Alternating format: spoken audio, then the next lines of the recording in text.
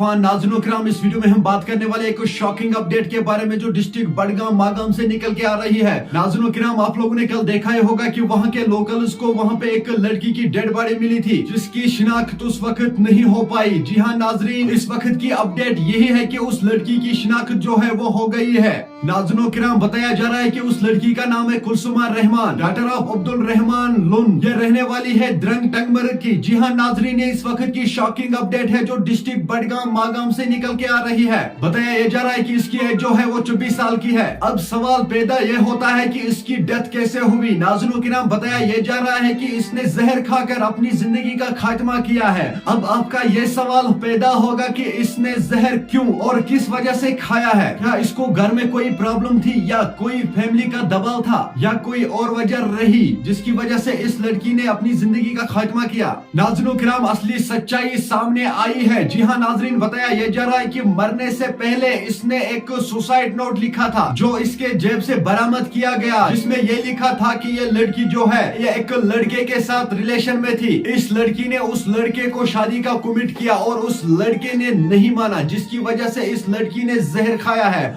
जी हाँ नाज़रीन, इसकी सारी सच्चाई सामने निकल के आई है। बताया ये जा रहा है कि ये लड़की जो है ये किसी लड़के के साथ रिलेशन में थी और इस लड़की ने उस लड़के को फिर ये कहा था कि हम दोनों शादी करेंगे, लेकिन उस लड़के ने इनकार किया है शादी करने के लिए, जिसकी वजह से इस लड़की ने फिर जहर खाया, अपनी जिंदगी का खात्मा किया। ये इस वक्त की शॉकिंग अपडेट है जो डिस्ट्रिक्ट बडगाम मागाम से निकल के आ रही है। जी हाँ नाज़रीन, आप लोगों ने कल देखा ही होगा कि वहां पे एक लड़की की डेड बॉडी मिली जिसकी शिनाख्त उस वक्त नहीं हुई। आज जाकर उस लड़की की शिनाख्त हुई है जिसका नाम कुलसुमा रहमान, डॉटर ऑफ अब्दुल रहमान लुन। जी हाँ नाज़रीन, ये लड़की जो है ये रहने वाली है खाग टंगमर की। इसकी एज बताई जा रही है कि ये 24 साल की लड़की है।